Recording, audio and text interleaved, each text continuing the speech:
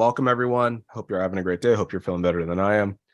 Then I'll just kick it over to y'all to, since Will, you're just in the top corner. Actually, what I'll do right now is I'll switch you two so you're both up top. I'll kick it to you, Will, and then I'll kick it to you, Zach. Just who you are, what are you doing, what have you studied, what are your degrees in, or whatever, and or what are some things that are of interest to you? Kind of just paint the landscape like that, and then we'll see where the conversation leads. I had a few questions, kind of, or at least a few points, but we can kind of go wherever we want. How's that sound? Sounds like a plan. Yeah, right. Sounds cool. And if you see me turn my stuff off and leave, just keep talking. I probably had to go use the restroom. Gross. All right, well, welcome to the second video of the year for NTT. I'm here with my buddy Will and my buddy Zach to talk about a few things about kind of the critical issues in apologetics, kind of present and current, and kind of thinking about what are some big topics that are going to come up in maybe the next 5 to 10 years, things that apologists and theologians are going to have to deal with, boots on the ground sort of stuff. But before I talk more, as I fight off the sickness, I'm going to kick it to Will. Just tell me who you are, show your stuff, where can people find you, and what interests you in apologetics and kind of theology? And both of you, welcome, of course, by the way. I'm a terrible host right now.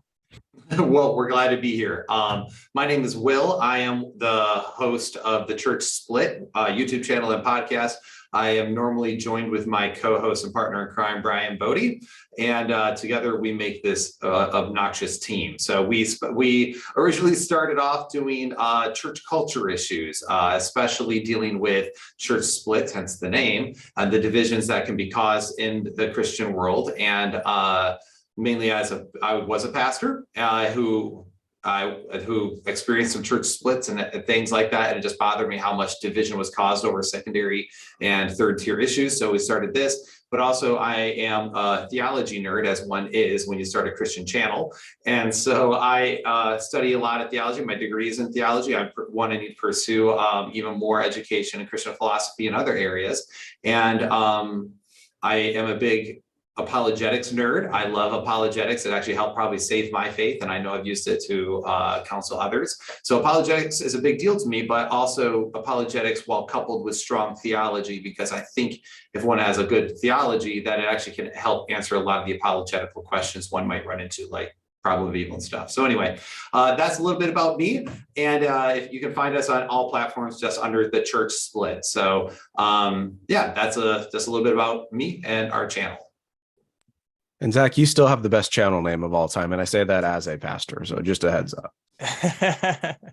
That's awesome. I've had a few pastors laugh and a few apologists or pastors look at me a little weird when I tell them the channel name. But yeah, so my name is WhatYourPastorDidntTellYou, Zach. I typically interview scholars on the Bible, some theology, some apologetics.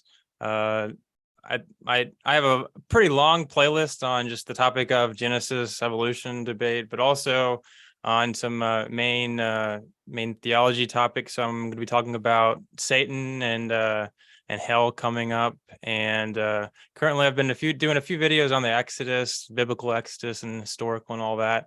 And yep, so feel free to check me out. I also have a few podcasts, stuff like that. But yeah, definitely, if you're interested in that, yeah, feel free to check me out. But also these two other guys, if you're coming from my channel, I really appreciate Nick and Will's channels. I watch all of them, so it's all good stuff. Well, happy to have both of you here for what'll be a very interesting and not incendiary at all, free-flowing conversation about some interesting topics. The one I kind of wanted us to do is, and this will probably get a few people mad, but you get a few folks mad, they'll listen and then they'll comment and then they'll keep going and going and going. And so there's kind of two questions. One is, and maybe we'll stick with this one, the idea of kind of the current state of apologetics. And what I mean is you've got the issue of the academy, as we all kind of are aware of. You've got the issue of the church, which all of us are involved in the church, and kind of the popular level apologetics kind of. So you got three sort of tiers, if you will, or three sort of things that are kind of going on. And so How do we see already, from y'all's perspective, the relationship between those three? And there's more tiers we could throw in there, but you have church, academy, and kind of the current state of apologetics. What do you see as kind of the relationship between the three? Do you see it as being hostile? Do you see it as being one of those being deficient? How are those three things kind of talking to each other, or are they? And I'll throw it to whoever goes first. Academy, you mean just colleges in general? Or just kind of the academic realm. So what Mike Heiser does, what all three of us do, kind of writing, reading, research, bringing everything down from the academy to the local church or to churches or to conferences and stuff like that. Just kind of just academic stuff that most apologists or church people don't actually have. I mean, I'd say the biggest thing is, obviously what most Christians get the most of, which is church, I'd say. And I don't... like 99% of people I talk to at church have never even paid attention to any of the YouTube stuff out there, have no idea who any of us is. Like most don't even know I have a YouTube channel. But I mean, for the most part, I'd say so in that regard, it definitely starts with the pastor and, the leadership of the church. And, but I would assume for most people out there, it's lacking. Obviously, there's some good churches, and you choose who you spend your time with. So, maybe you go to a good church and that works out. But a lot of them are very weak, and it's like this revolving door of the elders of the church aren't very educated, so they choose a pastor that doesn't know what they're talking about, and then the pastor chooses the elders, and then they incorrectly or whatever teach their congregation. So it's like a really awkward circle of nobody ever learning about the Bible, actually. But on the other hand, I mean, yeah, the academy, and that's what I'm kind of trying to do with my channel, at least, is get scholarship out to other people, and actually that spending their lives on a topic and teaching others, and actually really know what they're talking about and are experts on a topic, so they can educate our congregation and all that. But yeah, those are the two things. So in a lot of ways, just current state of apologetics, it's all kind of rough, because most people don't really aren't really familiar with any of it at all. Yeah, I mean, that's what I say. But it's also getting a lot better. We're getting in a new age of technology, and people are hearing about all the popular apologists, at least, and so that's a good start, at least. So, I mean, as someone who was a pastor who got into apologetics as a pastor, I definitely can, which is actually kind of funny how that worked out. I was running a youth group essentially, and I got asked some really good questions. I was like, I don't know how to answer that. So I ran out afterwards, and I started digging, and then I found the realm of apologetics, and then I was hooked. I just couldn't stop. And mainly because you just realize that every single topic goes as deep as you want it to go. Now, I would say in the academic sphere, and you feel free to chime in if you agree or disagree. I say in the academic sphere, in the apologetics world, is almost a renaissance right now. There's a lot of really big names that people are now getting more and more familiar with, but also people have done some seriously good work in the academic sphere as Christians in academia. I mean, you have anyone from, we mentioned Dr. Michael Heiser, and, be obviously in prayers for his family currently. You have him, who's just a great Old Testament scholar. Whether you agree or disagree with some of his conclusions, no one can disagree with the fact that he is a scholar in his field. You have people like Dr. Gary Habermas, and then you turn around and have the opposing view of how to defend the resurrection with people like Dr. Lydia McGrew. And you have this real sphere of these people interacting on this higher level that is really great. But the problem is, I think for a lot of average churchgoers, or if you actually, let's first go to the popular level apologetics. The problem is, with a popular level apologetics, is that sometimes the popular level apologetics doesn't quite pay attention enough to this academic sphere, which can lead to some serious blunders of more like a cult of personality in apologetics, as opposed to a scholarly approach to apologetics. Now, granted, That's not to say that you can't have personality if you're doing apologetics, but just in general that we've seen that, right? I mean, the first thing that first person that pops in my mind is someone like James White. That's clearly a cult of personality in a large degree, right? Even though there's been plenty of people pushed back against some of the stuff, but it just gets completely ignored. So that's an issue. So there's a disconnect sometimes between popular level apologists versus the academic world of apologists. And the academic world, I almost recommend everyone always going to them. Besides, I'll introduce someone like Frank Turek or Norman Geisler. So that way you might have like this very base level of understanding of apologetics before you get deeper. But the biggest disconnect in my experience has been the church, and I think that is starting to change maybe. And I say that tentatively, maybe. That's mainly because I'm in a church right now that seems to value it. And I'm like, okay, maybe we're seeing it changes because a lot of people are now seeing their kids as atheism is on the rise. A lot of times happen with kids when they go to places like university. So as that's going on, parents are starting to go, why are all my children becoming atheists? And they have no good answers for it because what your pastor didn't tell you is what's impacting them. And it is a great channel name, by the way, Zach. It really is. But it's that whole idea where it's like the pastors think that their job essentially is to encourage a congregation, challenge them maybe in a spiritual way, which is kind of true, but also to equip. And when your people are not equipped or they're not well informed, it all falls apart. And then there's this weird thing in churches, especially in the West. And I think it's because of a fundamentalist vein. There's almost an anti-academia view where they just look at all of academia as hostile, bad, and attacks the Bible when they really don't realize that academia can enhance your scriptures in a new way. So that's just my 1,000-foot view of the state of apologetics in the church.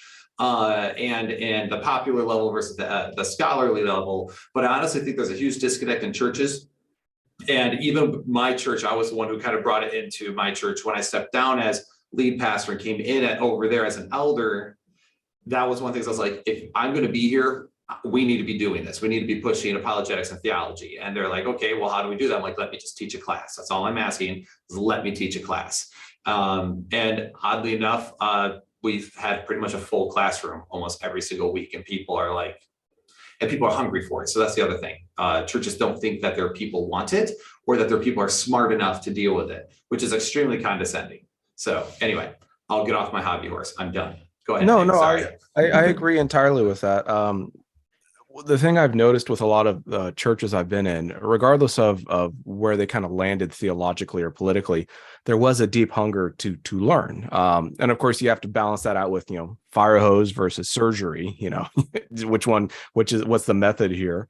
But I think just for myself, I see, and one of the issues too is, and this might get me in trouble with a few folks, but the idea of academic apologist is already a little, I don't know if it's sus, but it's a little odd. And so maybe a better way, what I tell folks is become an expert in something and be an expert in, say, Old Testament theology or in Greek grammar or in the problem of evil. Doesn't mean you can't do other things, especially, be as general as you can so you can speak to a wide array of things for the local church and for other people and all that sort of stuff. But having that thing that you can speak as an expert, doesn't matter if you're a Christian, doesn't matter if you're an atheist, doesn't matter if you're anything. It's literally just, I know so much about this topic that I can talk about it for hours and hours and hours and hours. So we need people like that don't have an interest in apologetics, who therefore go and do apologetics, like Craig Evans, for example, at Houston Christian University. It was Houston Baptist. It's now Houston Christian. The guy knows much about archaeology, New Testament backgrounds, all this sort of stuff. And you talk to him, he's not an apologist, but his work is used by apologists, and his work does incredible work for apologists in the realm of apologetics. And maybe the issue I look at it is apologetics should be maybe instead of calling it apologetics, we should call it spiritual formation.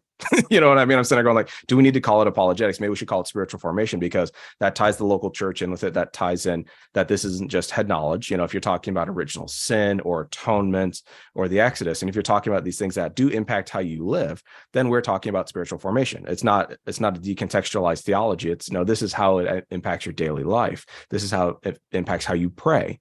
and how you treat other people and all this sort of stuff. And so maybe I'm wondering if the entire enterprise of apologetics needs to be at least reconfigured to include the idea of spiritual and personal and cultural transformation, that we are in the business not only of being experts or being pastors or being apologists, if you're blessed to make a living at doing one of those, but also the idea that without a love for the local church, without love for one another, and without love for being transformed by the renewing of our minds, you're going to end up in a weird place where head knowledge leads to just deadness, doesn't do anything for you. All the knowledge in the world about the atonement or ancient cultic rituals or ancient economics ain't going to tell you much. But when seen in the light of Christ or in the local church, and how this applies to everyday life, oh, well, there's something here that not only transforms the church, but transforms individual lives and hearts. And so I see an issue with, one of the issues I see with apologetics, or maybe apologists, is that there's a very strong emphasis on bringing academia to the local church, but there's no transformative element. There's no pastoral element. It's basically, let me drop this hand grenade about, well, maybe the Exodus didn't happen, but we can have faith that it did, or however you want to frame it, pick your issue. That is an issue. I mean, I got in a lot of trouble, not a lot of trouble. I mentioned that other people that don't believe Paul wrote all of the epistles attributed to him. And I said that in a Bible study. And I said, I think, he did. I have some doubts about the pastorals, but I think Paul wrote everything attributed to him. And they were just kind of like, but for us, that we just gloss over that, we keep moving because, oh yeah, it's an example, and you move on. Then you're like, oh wait, I need to actually break this down for people and treat this as something that's formational, not just knowledge or information. And so I think the big issue I see with a lot of apologists and a lot of apologetics is a strong decontextualized lack of spiritual formation in what they're doing. It's not to say they don't, they're not being wise, or they're not being caring, or they're not being any of that, but what you're doing for the local church and for others needs to have that transformative element. It needs to actually make them better Christians, or make them into Christians so they can be better Christians. And if you're not doing that, you're literally just doing like you said, the revolving door. It's like, cool, they got a little knowledge and they just go back out into the world and they have no idea how to live out anything about what has been said. But that's kind of my general view of kind of the state of it. I don't know what y'all think about that, but that's kind of the general what I see. Yeah, well, so that's really interesting to think about, because I think you're definitely spot on. Like, I mean, if you really think about it, like, when is the last real, application point that you've ever gotten, like, from your last YouTube video you watched or whatever, from your favorite apologist? I mean, I'll be completely honest, like, even a lot of the videos that I've done are kind of, apologetics, like, not necessarily defending the faith. A lot of my videos are literally just like, what does the Bible teach? Like, you got to start there first, of course. But at the same time, it's difficult, because a lot of the people that are following you are there because of their own doubts. Like, I have a doubt about the resurrection, so I'm here to find evidence. But like, is that going to affect my life? No. But the person that is there is like motivated to watch all your videos, try to heal those insecurities or whatever of your doubt or whatever. But like, you don't get that motivation for someone that's looking for some type of like a Bible study or like how to be a better Christian.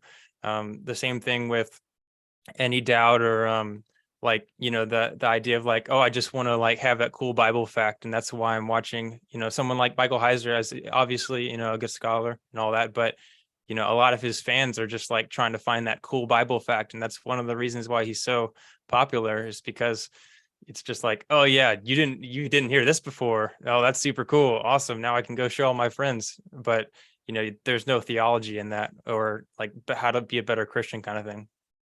Well, and it's cocktail theology, where it's like, did you know that Paul wrote probably more than 13 epistles? And then just move on from the conversation. So I don't know, Will, what do you, that's how I see it with a lot of these factoids.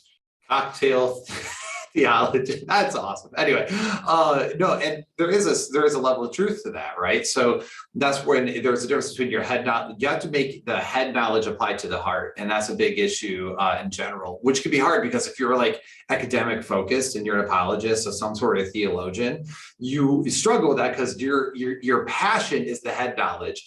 And the way I try to describe it, so I taught through a series at my church. You can actually find it on our channel, on the atonement, mainly because I'm currently working on a book on the topic. And heads up, I hold to a primarily Christus Victor view. I do not hold to the at least the Reformed framing of penal substitutionary atonement, but I have good reasons for it. So I will put your guns down.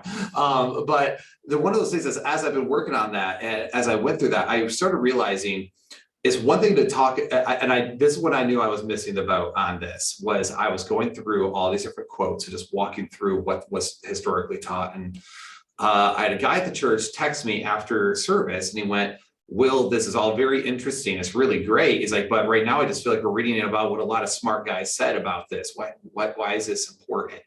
And then it hit me where I went, oh, I'm just info dumping. I'm not showing why this is important. And so I responded back why. I was like, well, because it tells us how God freed us from sin. And the other thing is it speaks to the character of God as to why did Jesus have to die in the first place. And then I was like, the way I describe it is this: the better your theology gets, and this is how apologetics should work. And this is the way I think that from now on we apologists need to be better at, or we theologians need to be better at, which is it's the difference between watching something on DVD. I'm sure have you ever pulled out an old DVD and you were like, wow, this does not look nearly as good as I used to think these looked. And then you pull out like an ultra 4K Blu-ray and you pop that in and you're like, wow, that's crisp. That's amazing. And that's kind of the difference is like the less you know, it's kind of like you're looking at a DVD, but don't even notice, or a VHS. It's just not as good a quality, but you can see it. You can see God, you can make sense of reality. But the more you understand some of these concepts, it's like you put in that ultra 4K. Now you see God more clearly than you did before. And that should be a thing that builds your relationship with God and your faith with God, not just information.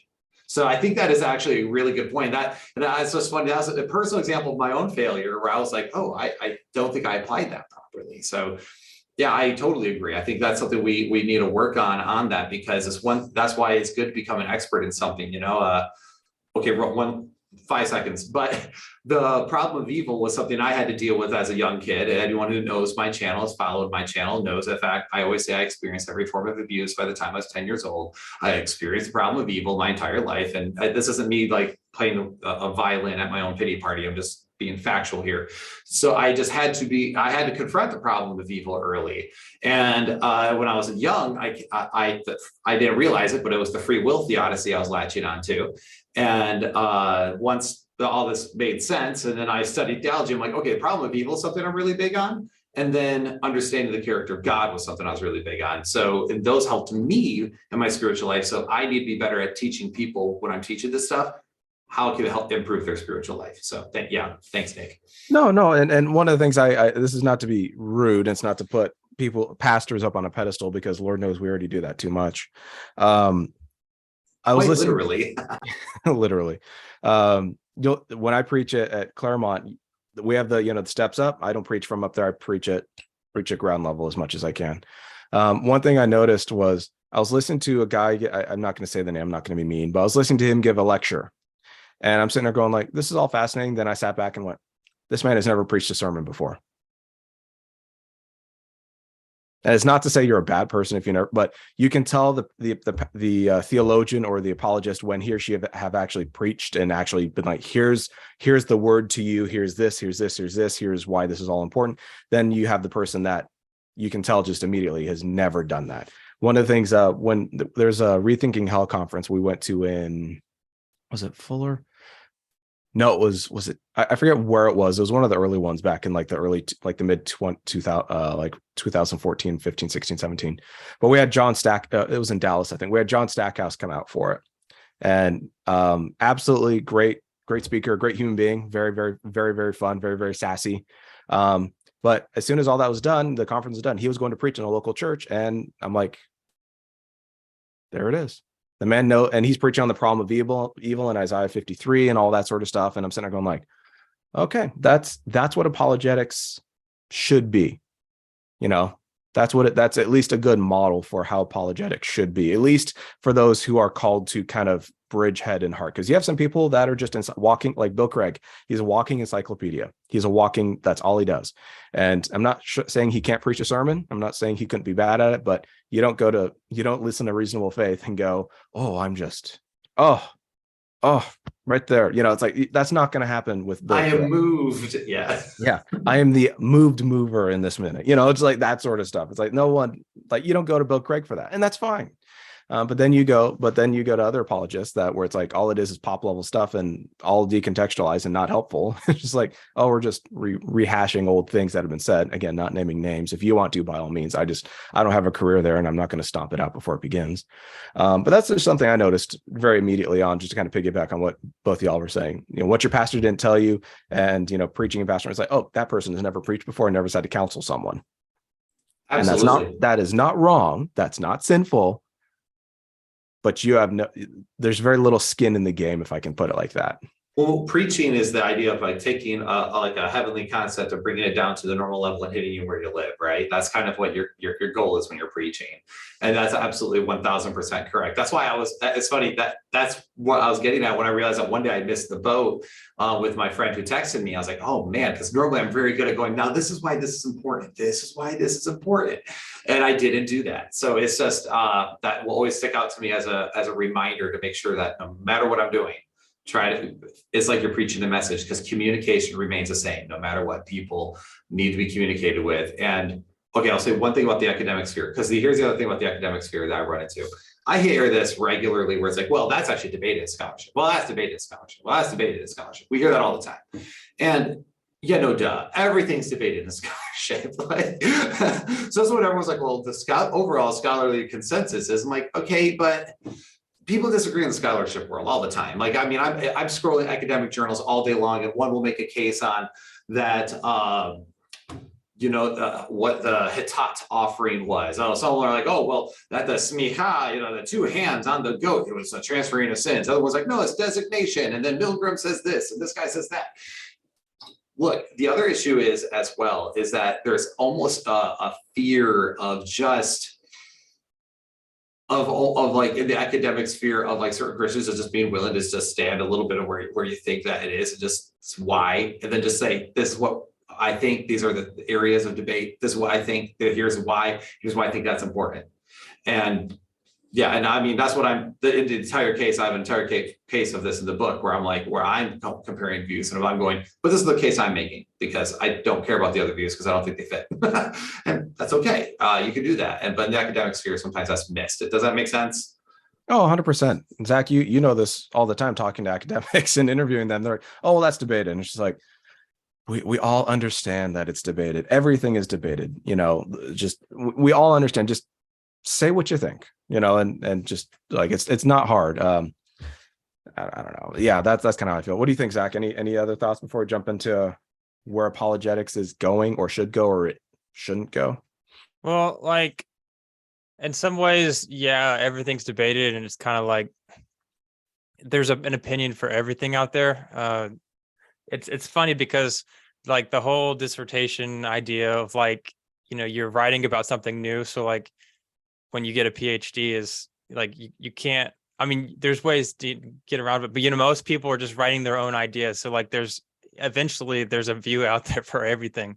But so like there is debate at the same time though,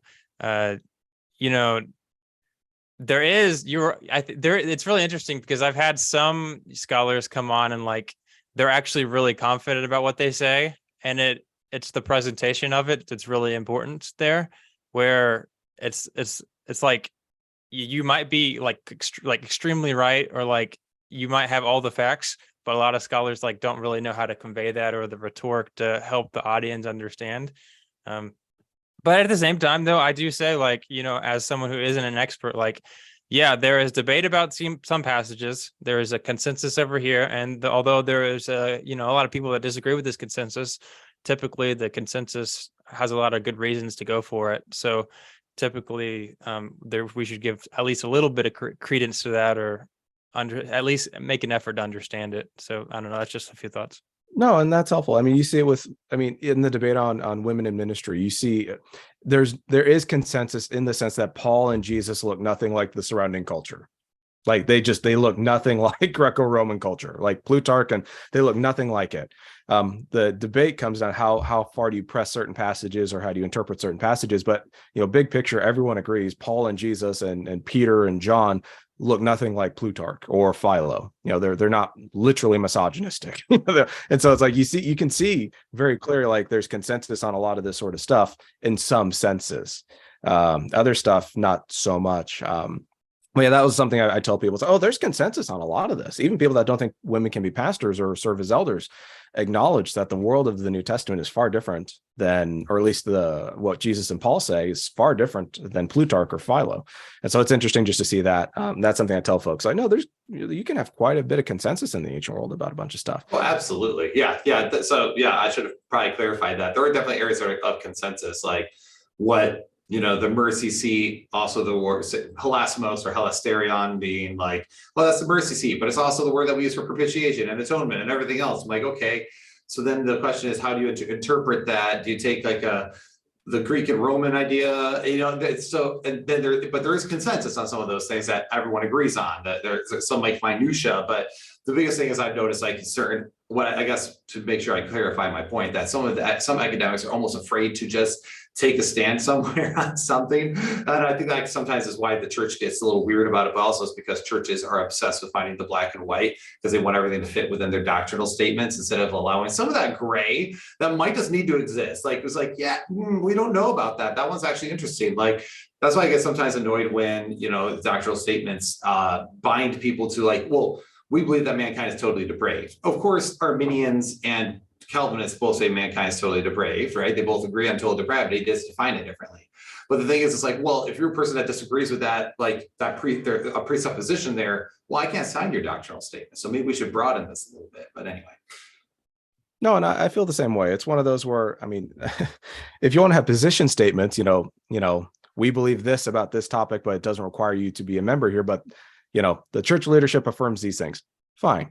The only membership I see that should be, can you say the Nicene Creed every Sunday, or the Apostles' Creed or something like that. So, all right, let's go with that as a doctrinal statement for church membership. Other stuff you can debate about and fight about, and we have very strong opinions or whatever. But maybe taking, so we've looked at it kind of at a 30,000 foot view, kind of, I won't go on that. 30,000 foot view, just kind of the current state of apologetics between, apologists and church and academy. And this is where the meat comes in. I know, Zach, you have very strong feelings on this too. What are, in terms of critical issues, and I'm casting a wide net with that phrase, critical issues, whether it's theological, biblical, historical, philosophical, what have you, and maybe we can go around, so you don't have to say all of them at once, just we'll give one, then we'll just kind of rotate around for a bit. And I'll go first, because I'll let you guys think. The one I see is, and I'll just piggyback, the idea of the ambiguity. There are certain things that we have knowledge of to the extent that we can have a guess, but it's like the women's hair covering, it's like in 1 Corinthians 11, it's like, you can probably read that 5 or 6 different ways. And it's not to say that all are equally valid. There's some that are better. Is it a veil? Is it hair? Is it husband-wife relationships? Blah, blah, blah. And I'm like, well, I think it's probably hair. I think it's probably a general statement, those sorts. But, if we don't know that, or we can't be certain, you need to live with the ambiguity. And so I see a lot of apologists kind of looking for certainty, or looking for the one reading of the passage that is theirs, or of the certain issue or what have you. And I'm like, maybe scripture is complex and we've been fighting about it for 2,000 years for a good reason. So maybe it comes down to kind of an epistemic humility as we approach scripture as scripture. Like, and the instant you think you figured it all out, the Lord will smack you really, really, really hard and go, you don't know anything. And you should be grateful for that. So the one thing I see is just and I don't see it with every apologist. I don't see it with most apologists, but I do see it with some apologists where I'm like, scripture should challenge us, and we should be also willing to go where the evidence leads, but also acknowledge, hey, I can't go this far. And like you said, well, humility, there's gray on this issue. And so one of the issues I see in this culture and in the church and all that sort of stuff is a genuine need for the way to read the passage, this way to do it, this way to this, and all other ways are wrong or insufficient or deficient. And I'm like, you can read the same Bible. You sit down with a Jehovah's Witness and a Mormon and a Roman Catholic and a Baptist, and they will read John 1 very, very differently. There's a right way to read John 1, or at least I should say there's right ways to read John 1, and then there are wrong ways, or at least insufficient ways. But we need to be humble about that, and also just aware that it's easy to give a slogan or give a pithy statement that tweets out very nicely. And it's harder just to live with the ambiguity of, I don't know what this verse means, or I don't know what this thing means. So that's something I just see very generally speaking when it comes to apologists, when they do kind of biblical theology or talk about tough passages in the Bible. And there are many of them, but I'll kick it back to you two. Yeah, so it's funny you say that, because like Will was talking before we started streaming, was that you have this like overconfidence and inability to understand like what you actually know, and you read a couple books on something, you're all of a sudden an expert apparently, which is that's just human nature, that's just human bias. There's a specific word in psychology, cognitive bias, or I can't even remember what it is, but yeah, I mean, I definitely totally agree with that. The big thing for me, which is like a huge focus of my channel, is like you have tons of people like only focusing on the side of theology, where you have like Calvinism, Arminianism, Molinism, all that kind of stuff, and then you got like hell and heaven and all these other different topics. But there's never been like a real effort to actually understand what the Bible is saying in context, what the original writers are saying, what they're thinking, what their ancient worldview is, and how that could be shaping how they write the text. Of course, there's like almost an assumption that it's dictation, where like God just straight inspired him, but like we don't need to pay attention to that. But at the same time, like most people don't actually think the Bible was like straight dictated just like that. So it's like a weird disconnect there. But yeah, I mean, like, if you don't actually know what the Bible says first, you can't then conclude like, oh, this is what the Bible teaches about hell or Sheol, or what is Gehenna, and like, is this a point for Calvinism or Arminianism, or is this this writer even talking about neither of them? And like, you got to start somewhere, and it probably shouldn't be theology. I think that's why sometimes NT Wright is such a powerful voice to so many, because that man has agree with him, disagree with him, that man knows what he's talking about on a number of topics. And it's because he's able to get into that first century worldview. He's able to talk about first century Judaism. He's able to talk about the difference, though, that of where Christianity separated itself from the others. And that's a pretty big deal that a lot of people don't quite get. In fact, I feel like NT Wright sometimes is very underrated in the apologetics community, because I'm like, that guy has, he's great. John MacArthur wanted to throw stones at him one day, and I just couldn't believe it. I was like, bro, like anyway.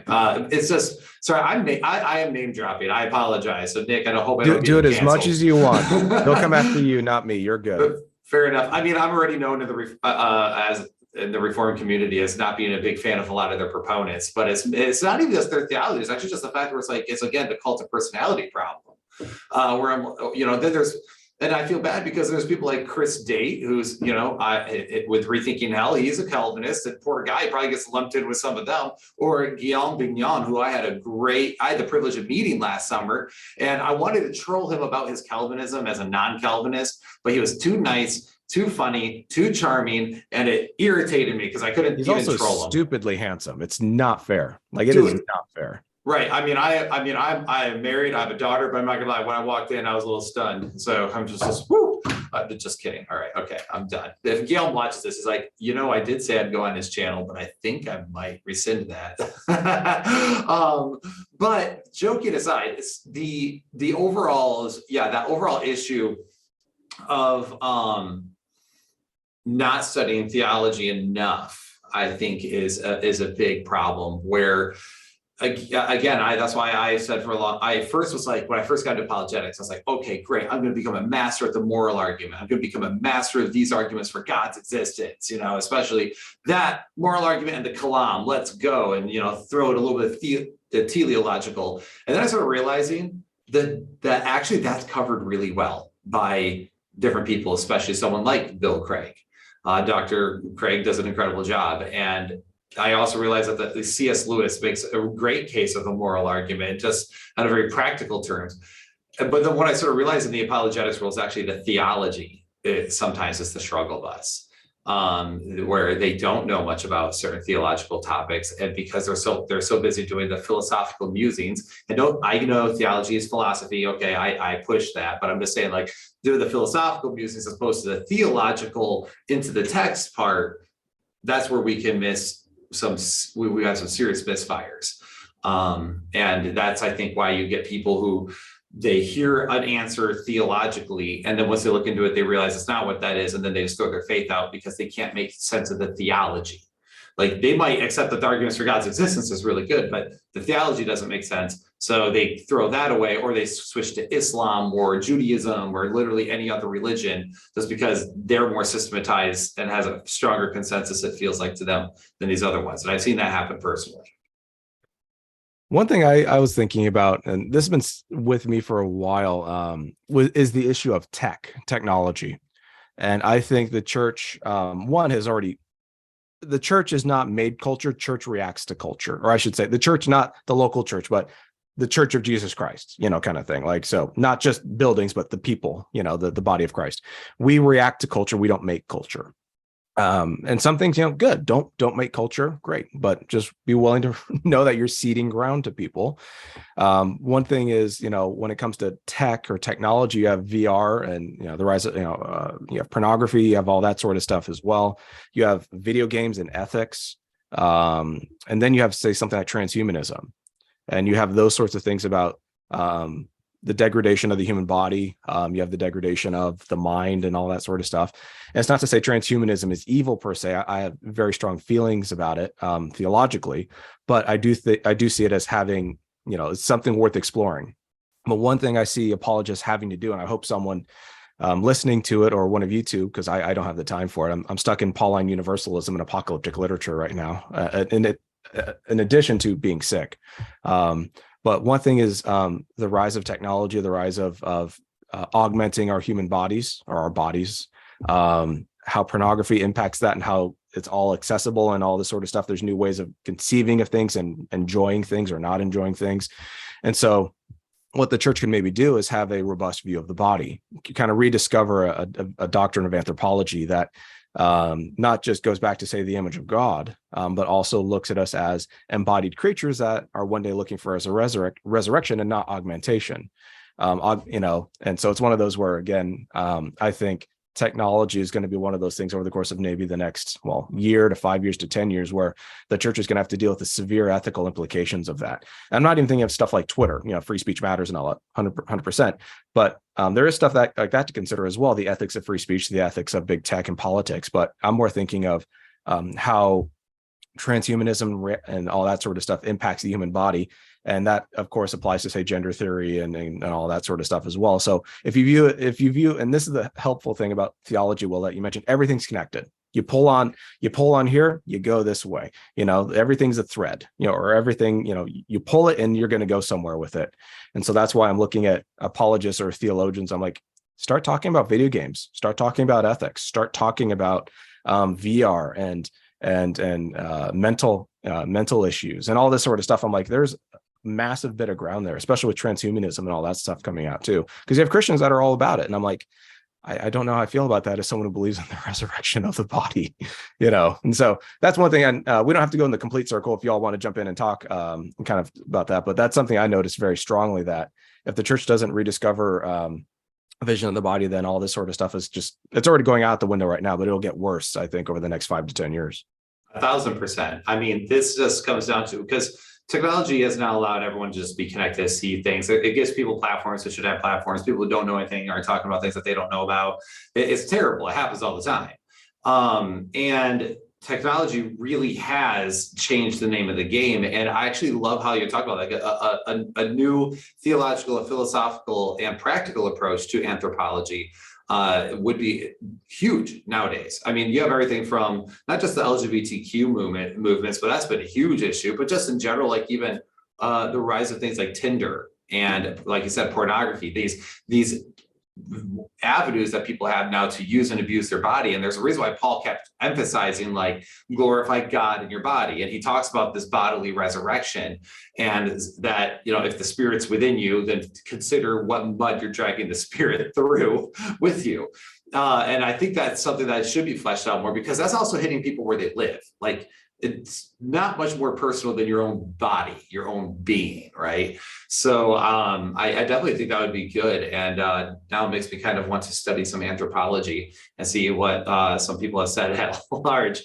But also that's where I think pushing on the idea in our society, because we hear it all the time, and this is what apologists do, this popular level apologists do this pretty well, which is just the exposing of the idea of subjective truth, right? Like this, like, oh, well, it's my truth. What about your truth? Well, truth is, it doesn't work that way. Truth is objective, and it's static. It doesn't change. We discover truth is what we do, is we discover the truth that was always there. But I'll be honest, popular level apologists do that very well. They're very good at it, because it doesn't take much to get people there. But unfortunately, in the society we live today, this is why apologetics, at least even a popular level approach, is important in your churches, especially like in your youth groups, because the kids are living with that. So it's good to at least give them a baseline on some of those stuff. But anyway, that's another topic. But I would agree. Yeah, technology has changed that. And the church needs to do better at not being reactionary, and not being reactionary 10 years behind the times. Because the thing, I discovered this, not to interrupt you, but we're talking to I think it was the dean at Fuller when Alice and I were there. We were talking with him, and he's a dyed-in-the-wool evangelical, or like he's not left, he's not right, he's an evangelical, was his comment.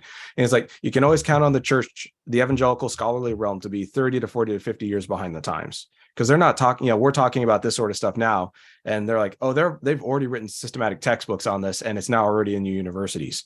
It's like you are irrelevant to them, and it's not, we don't seek relevancy, that's not the point, but it's like, what you're saying right now has no relevance to their daily lives. And that gets back to spiritual formation and transformation as well, as essential, and stuff like that. So just kind of piggyback off what you were saying, Will. Actually, that's why I appreciate, I'm lucky to live in Grand Rapids, Michigan, which is right by where like Baker Publishing, Calvin College, some really big names are actually. Dragon's Milk is out there as well. Dragon's Milk is the bomb. New Holland Brewing. By the way, if anyone is ever coming to Grand Rapids, Michigan, you better send the church split an email or something. I'm going to get kidnapped one of these days, but I meet people like when they're coming by, like, hey, we're in your area. I'm like, where are you at? You got to try this brewery. So, but also I'm right north of Kalamazoo, which is where Dr. Tim McGrew works at Western University. And so it's been really cool because he's right there. So last year I went to their house, and he's invited me to come to his class. His class is there, and it's like, well, but here we have an apologist, right? Everyone, if you're familiar with Tim McGrew, he's an apologist, and he's really good. He has a different approach to a lot of people. It throws a lot of people off, and I really enjoy it. But he's at a university in the philosophy world. And so that's why one of those areas that he's like, well, if you're a decent philosopher, you're kind of a honey badger. You don't care about what these people think. You're just trying to get to the truth of the matter. And it's something I've appreciated about him, because in the academic sphere, like I said, everyone, Christian universities are 30, 40 years behind. And I'm like, but then we have people like him or Bill Craig who are working in universities as a job. And I'm like, yeah, I'm more inclined to listen to these guys who are in that like arena all day, every day, with the new cutting edge, everything that's coming down the pipe. So anyway, to piggyback off of that. Sorry, Zach, we've been ranting. Though, no, I actually, I saw your video with him, but you didn't do it in person, which was like, were you guys like 45 minutes away? Which it was like, oh man, if I were that close, I'd bring my whole studio outside his room, like. Yeah, I'm not gonna lie. Well, when I first asked him, that was one of the things he was like, okay, because my work schedule is weird. I work at an auto dealer, and my time to record is difficult. So it was one of those things where to find times to hang out is fine. To find times to record is not. And he was like, can we just do it from my house? I was like, that works for me. But it was really funny where I'm like, technically we could probably make this work. But also I know his wife has a lot of different health issues, so it makes it hard for him to get away. So I really just appreciated him coming on, but it was a lot of fun. What's a critical issue, Zach? I know you're in Old Testament stuff, and it's such an easy realm that there's no dispute or anything that we have to deal with.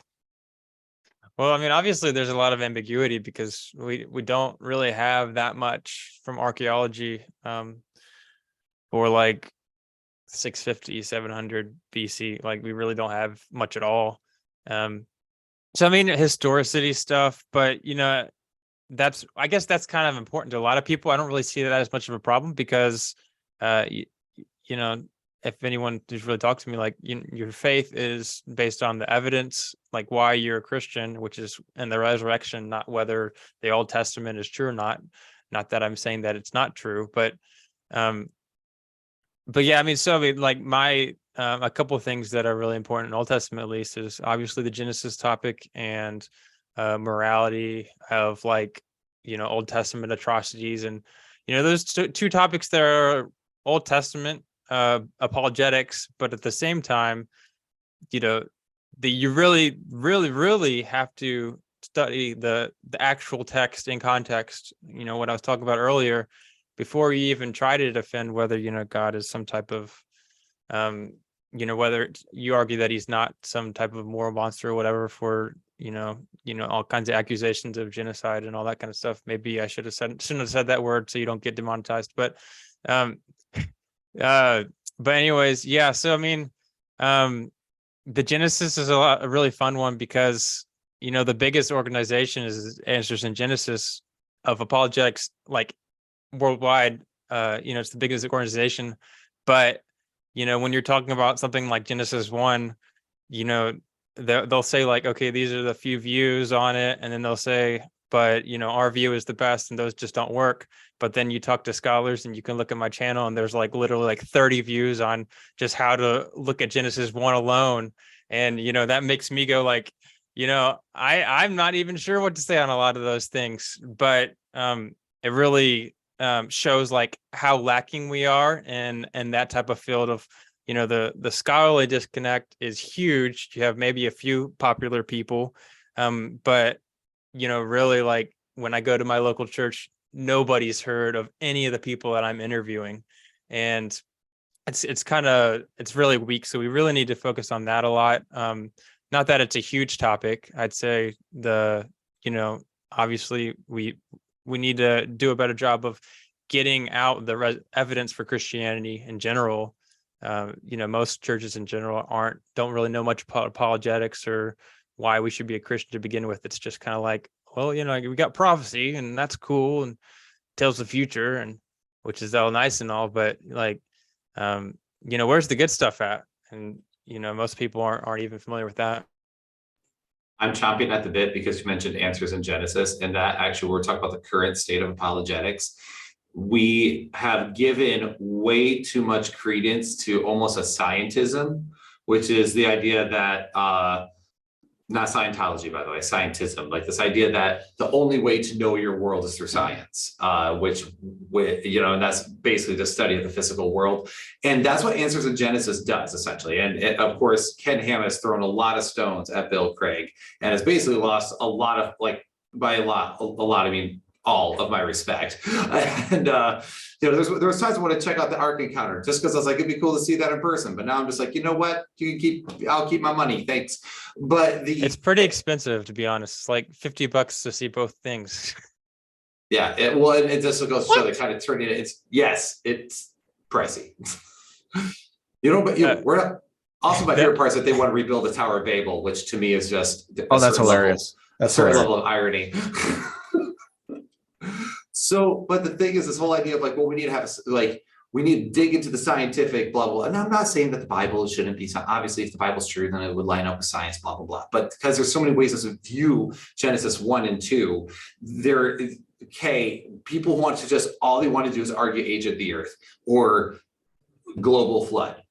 And that's all apologetics has really done for a long time, like mainstream church apologetics. That's their focus all the time. Like if you're like, oh, we need to find reasons to faith, like, yeah, creationism. And you're like, what? No, like I'm not talking about creationism. Well, because once it was actually really funny. There were some kids of some ladies of a lady who went to our church. They were in their early 20s and they came and they were just like, well, Christianity is just ridiculous because like the earth is 6,000 years old. Are you serious? Like, and they started talking. I'm like, oh yeah, well, oddly enough, a lot of Christians deny that. Like, what? I'm like, yeah, that's not what the Bible teaches necessarily. Like, what? was like, yeah. So and then I was like, but what about morality? What about origin? What about design? And I started just like, okay, great. I actually will concede your point. Let's say everything even happened through evolution. And then I just started asking like how cellular biology even works to be able to evolve to something. And how can you even sustain that? How is that even sustainable on a completely naturalistic view? And then it was funny because then it was fun to watch them get spun out. And I was like, yes, because these are but they weren't ready for those questions, not because I'm a brainiac, but because honestly, the church, that's all they've been doing. So that's what these guys who lost their faith were thinking. And it was funny because afterwards they're like, oh, this is actually a really cool conversation. We should get a beer sometime. And I'm like, happy to do it. And that's, so when it comes to current state of apologetics, Answers in Genesis has actually in many ways done a lot of harm to our churches. And I don't think people want to necessarily admit that, but they have done a lot of harm because a lot of people don't realize that there are other views. And they actually say, like, if you deny our views, you deny scripture and you don't believe in the Bible. And so just in my view, Answers in Genesis has not been helpful in that. And that what's sad too is that I think that gives the young earth crowd a bad rap. So because I know some great young earth creationists where I'm like, yeah, it kind of makes, it just puts them in a bad light because that was the driving force. So rant over. One of the, and maybe we do like one more each, so I'll close mine out. One of the things I noticed was it didn't bother me at all, not in the sense that I wasn't bothered by it, but I had no vested interest in it. But when the whole Ravi thing came out, all that sort of stuff, I'm sitting here going like, one, I never watched the guy. Like he's not on my radar, kind of thing. But I knew a lot of people who he was very much their world, and what he did was, there's words I can use to describe it, but I'll just use a good Christian word. It's sinful and evil. There's nothing worse than a Christian can do than call something sinful. And so what I saw was, and Will, you mentioned the cult of personality, and we see that a lot with certain like Reformed guys, James White being one, John MacArthur, but you get this sense, and I've noticed that there's a distinct lack in a lot of apologists, and with Ravi as kind of the keystone example, that there's no personal holiness. The whole thing looks like, it all looks like this is either a game or it looks like it's a job. And one of the things that bothers me about the Ravi thing and the other thing was, one, the people defending it, which I'm like, no, this should be very easy for us to say no, but also just the complete, it's not to say all apologists are immoral or stupid or anything like that, but just the idea that we would be so committed to an idol, basically, because that's what he turned into for them, that we would basically forsake all morality, all the things of scripture, all personal holiness, and just for the sake of not feeling bad about something someone else did. And what I'd like to see more from apologists is, one, great stands on personal morality. And personal, I don't mean just, I'm a moral person, but I involve myself in good deeds, and that's the sort of thing. And that's why personal transformation and stuff like that I view as so important. That's why sanctification is so important. But the Ravi thing, and I'm sure I wouldn't be shocked if there's others, with great power comes great lasciviousness. And I think what I'd like to see more is the church, the apologetic realm, do what I forget his name. Carson Whitnauer, I think was his name. I don't know if he was one of the guys that initially blew the whistle on Ravi at great personal cost. And I'm saying, we need more. I'd rather have a church full of Carsons, if that's his name. Sorry, Carson, or not Carson, if that's not your name. But I'd rather have a whole apologetic arsenal of Carsons than I would Ravi's. And Ravi impacted the world before all this in immeasurable ways. Millions and millions and millions of this. But then what happens when you sin? It all comes crumbling down. And not only that, but you show that the church is bankrupt and unethical. And why would anyone in their right mind want to be involved with it? So I'd like to see the church take great stands and strides in apologetics to being both ethical people and also people that are willing to call others to account. I'm not talking about doctrinal differences, Cambridge Tuesday becoming Catholic. I'm not talking about something like that.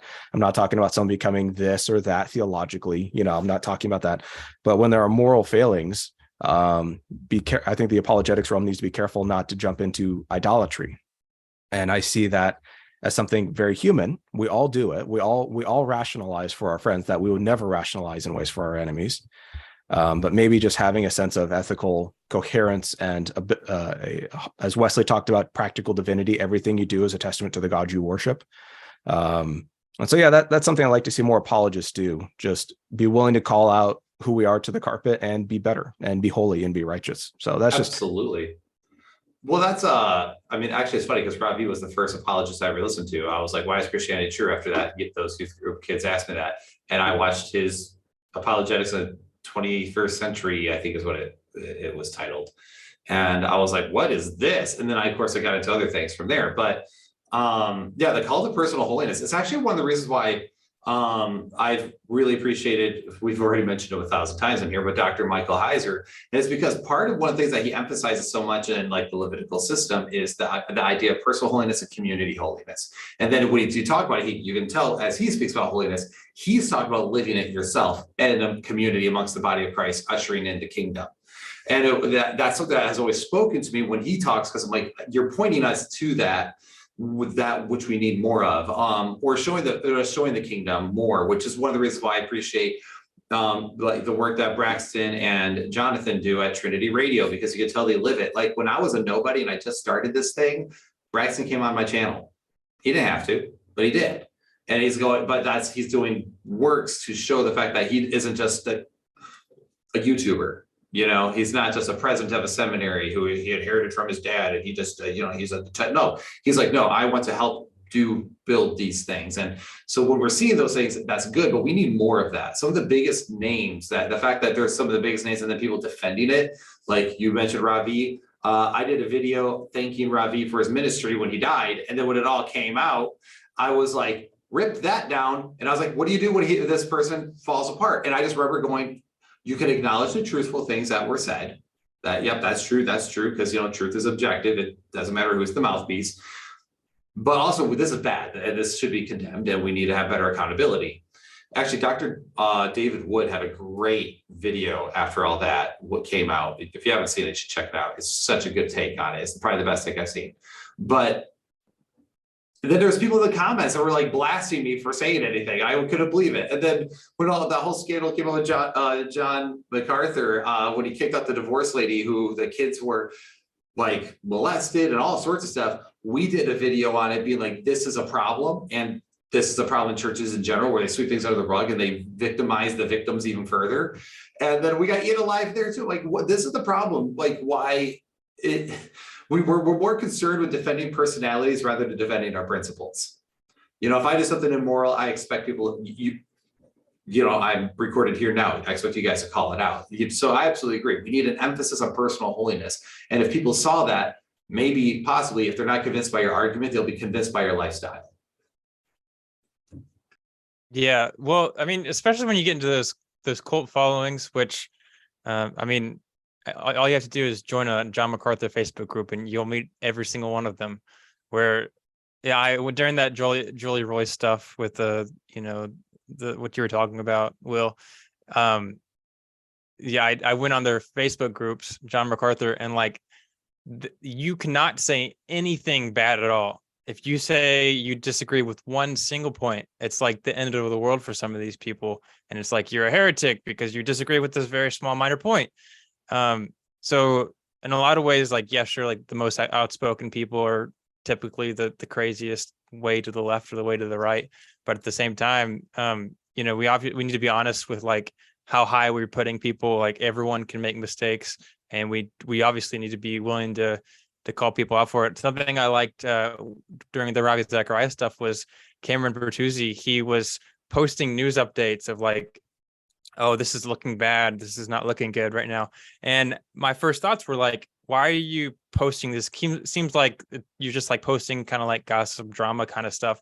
But at the same time, the reason why he was is because he was making a real effort to say like, hey, when we see that, one of our leaders has done something bad, we need to make sure that people are clear that this is not okay. And we need to, obviously make sure that, the truth of it, we're not just spreading gossip, but at the same time, we need to be honest and be willing to say, hey, the people we're following make mistakes. But that's not why we're Christians to begin with anyway. So it really shouldn't be that big a deal in the long run. Well, and one of the phrases I heard, it might, if you recognize the phrase, you know what I listen to in my free time politically wise, but there was a phrase that was used that only a stuck pig squeals. And it's one of those where you can see if people are overreacting to something like, say, the John MacArthur thing, or even what the Matt Chandler thing, that happened recently, and all that sort of stuff, where it's just like only a stuck pig squeals or makes that sort of noise, with the John MacArthur. So it's like maybe we've capitulated already to culture by, we'll do anything we can to protect our idol in the White House or in the Senate or in Hollywood or whatever. And maybe I don't know. It's just one of those. The more I look at it, the more I'm like, this is just unholy and unrighteousness. Just it's the prophets all over again, Zach. Right? It's the prophets just screaming up at Israel, going like, "What the hell are you guys doing? He's given us the law. He's given us righteousness. He's given us a mandate, a mission, and you're squandering on a cow, like a golden cow. Like I can't get it. But I'll turn it over to you guys for final thoughts for this. And thank you again for being here and just taking the time to goof around with me. Yeah, no, absolutely. Happy to do it. So the other thing was like, just quickly talk about moral character for a second. The other one was when someone's busted, not only do we not call it out, but sometimes we let them just like, oh yeah, they disappear. And then, oh, they're right back in 6 months. Like, oh, what was like Cy Brugen, Kate, like that was like off. Oh, there was like sexual immorality. All right, done. 6 months later, yeah, he's just back like normal. Like, not that I'm like, okay, it's got to be like at least some. Like, I'm not saying I'm a big advocate of repent and restoration. Repent, restoration, repent, restoration. But at the same time, like, but I feel like that should take time before you give someone a platform and a mic back. Like, I'm not saying you can't. I'm not saying it's impossible, because I'm not going to be legalistic in that sense. But just anyway, just to touch on that for a minute. So, but I think honestly, going forward, what apologetics needs to do is they need to find a way to apologists and theologians need to find a way to market to the church to make sure that the church knows that they're not some big scary monster under the rug, that they're here to help. That is a ministry that actually can help save a lot of people in your congregation from falling away and can help evangelize your congregation. I mean, apologetics shouldn't be evangelism, but it should be a major part of your evangelism to be able to respond to some of those things. So I appreciate ministries like Ratio Christi that goes to university campuses, and they evangelize there, and then they disciple, they do apologetics and do devotionals. They do the whole nine with them there. I really appreciate that. But then there's the other side of things, which is just, again, the church is being scared of. So I think we need to do a better job at marrying the apologists, the popular level apologists and all that to the church. And I think that's actually why popular apologists are so popular, is because they are kind of sometimes that bridge between the academic and the church. And that sometimes, and you know what, sometimes popular apologists aren't always great. Sometimes they make some blunders. But that's kind of what they're trying to do, is bridge the gap. So sometimes I think we need to understand that too. Like, what is your job as a popular level apologist? Sometimes I'll see people get a little too critical on Frank Turek, for example. And I'm like, okay, I love Frank Turek. He's helped me a lot, but also I disagree with the man. And there's been times he's made, I'm like, that's probably the best way to answer that. But at the same time, what's his point? To try to find a way to marry those two things. So I think that going forward, apologists need to focus on that. I think anthropology is really good. And we also need to be focusing on like the image in general, because we're seeing depression higher than ever before, anxiety rates higher than before. So I am very appreciative of the Talk About Doubts ministry as well. Dr. McClatchy, I'm on their team. And we have a few people on our team who are PhD psychologists who have counseling sessions with people to help them through mental illness even. But the church has to at least acknowledge that those things exist. And the church oftentimes does not like to acknowledge some of those things. So lots of issues there. The church itself, some of the people just need to wake up and stop drinking Kool-Aid and being indoctrinated by these things and actually start opening up. But that comes through people like us in our local churches having to make those pushes. And it's okay. And this is coming from the church split, by the way. So maybe it's a bad thing, but I'll tell you my piece on that. I think it's okay if you need to make some waves in order to help bring those things into your church, because sometimes you might need to make waves. And if the churches are constantly not allowing it, but it's the thing that could be the thing that saves the future of our church and our world, you might need to be the one to make some waves. And that's okay to make waves, but just do so with patience, kindness, and grace. So that's my thought. Yeah, I'll definitely second those thoughts about therapy and psychology, and that's really cool with the talk about doubts. I didn't know that. Yeah, I'm a huge proponent of that. If I had if I had like a real degree in psychology, that's all I'd talk about on my channel, for being honest. But anyways, yeah, I mean, I second a lot of you guys' thoughts there, and last things I want to say is just that, like, an easy way to, I guess, make a change in the whole mood of apologetics and all that is, really focus on like why you want to, engage in apologetics. If you're like, are you really concerned about truth, or, just trying to, make yourself feel good, or paying attention to those emotions of like, how do you feel when you're like, oh, I'm right? Like, do you feel like a little good inside about yourself, uh, or, just pay attention to those types of things.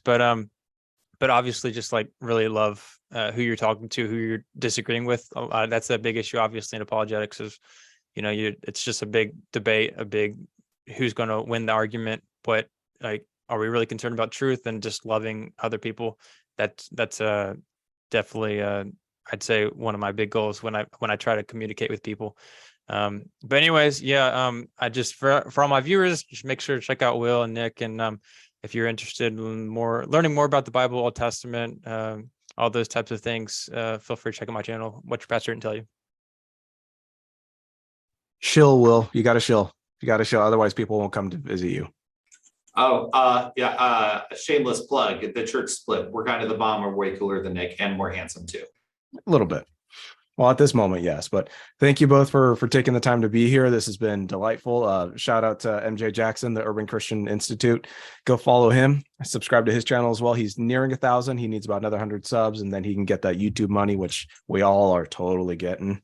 Yeah, I make so much money. Actually, I just subbed to him right before this, so he got at least one. So there we go. I've been subbed for a while, but yep, just got that YouTube money. I got $2, I think, for the whole thing. So doing weird flex, but okay. Weird flex, I know. All right, well, y'all take care. Y'all have a good one, and thank you again for being here with me and humoring my exhaustion and my dad voice. Happy to be here. Thanks, man, for having us. See you guys.